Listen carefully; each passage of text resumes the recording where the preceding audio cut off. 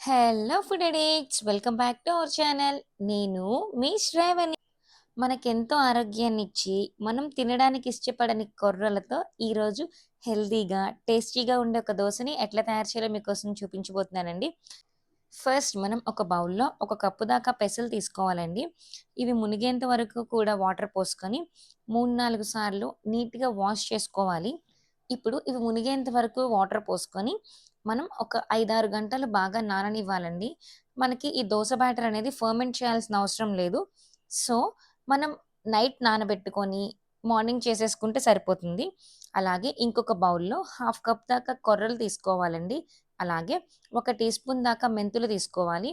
ఇవి మునిగేంత వరకు కూడా వాటర్ పోసుకొని మనం 5, 6 సార్లు నీట్‌గా రబ్ చేసుకుంటూ వాష్ చేసుకోవాలండి.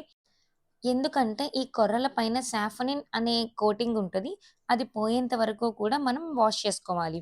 సో, 3, 4 సార్లు నీట్‌గా వాష్ చేసుకున్నాక, ఇవి మునిగేంత వరకు కూడా వాటర్ పోసుకొని మనం నైట్ సోక్ చేసుకోవాలండి. మార్నింగ్ లేచాక ఒక మిక్సీ జార్‌లో ఈ పెసలని వాటర్ ఏమి లేకుండా స్ట్రైన్ చేసేసి యాడ్ చేసుకోవాలి. అలాగే కొర్రలు, మెంతుల్ని కూడా వాటర్ ఏమి లేకుండా స్ట్రైన్ చేసి మిక్సీ జార్‌లో యాడ్ చేసుకోవాలి. ఇప్పుడు ఒక ఆనియన్‌ని పెద్ద ముక్కలుగా కట్ చేసి యాడ్ చేసుకోవాలండి. అలాగే ఒక 2 ఇంచుల దాకా అల్లం, ఒక కరివేపాకు రెమ్మ, అలాగే మన కారానికి తగ్గట్టుగా ఒక పచ్చిమిర్చి, 3 టేబుల్ స్పూన్ల కొత్తిమీర, ఒక కప్పు వాటర్ వేసుకొని మెత్తగా బ్లెండ్ చేసుకోవాలండి. కొద్దిగా టైం పడుతుంది కొర్రలు బ్లెండ్ అవ్వడానికి. మనకి దోస కన్సిస్టెన్సీ అనేది రావాలండి. ఇందులో ఇప్పుడు మనం తగినంత సాల్ట్ వేసుకొని ఒకసారి బాగా మిక్స్ చేసుకోవాలి. అంతే మన దోస బ్యాటర్ అనేది రెడీ అయిపోయింది. ఇప్పుడు ఎంచక్కా దోసలు వేసుకొని తినేయడమే. స్టవ్ ఆన్ చేసుకొని పాన్ హీట్ అయ్యాక దీన్ని నార్మల్ దోసల్లాగా వేసేసుకోవడమే అండి.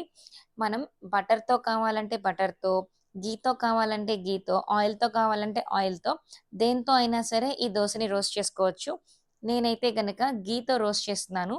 మీడియం ఫ్లేమ్‌లోనే రోస్ట్ అవ్వనివ్వాలి. హై ఫ్లేమ్‌లో పెట్టొద్దండి. మీడియం ఫ్లేమ్‌లోనే 2 వైపులా కూడా ఈ దోసని క్రిస్పీగా కాల్చుకోవాలి. ఈ దోసలు చల్లారితే మెత్తబడిపోతాయండి. వేడి వేడిగా ఉన్నప్పుడు మాత్రమే తినాలి. అప్పుడే మనకి క్రిస్పీగా, టేస్టీగా ఉంటాయి. అంతే ఒక 2 దోసలు తింటే చాలు మనకి స్టమక్ చాలా ఫిల్లింగ్‌గా ఉంటుంది. ఆఫ్టర్‌నూన్ అయ్యే వరకు కూడా ఆకలి వేయదు. ఎందుకంటే ఈ కొర్రల్లో ఫైబర్ క్వాంటిటీ చాలా ఎక్కువగా ఉంటుంది. అదే మనల్ని ఎక్కువ సేపు ఫిల్లింగ్‌గా ఉంచేలా చేస్తుంది. అలాగే మనం వెయిట్ లూజ్ అవ్వడానికి హెల్ప్ చేస్తుంది.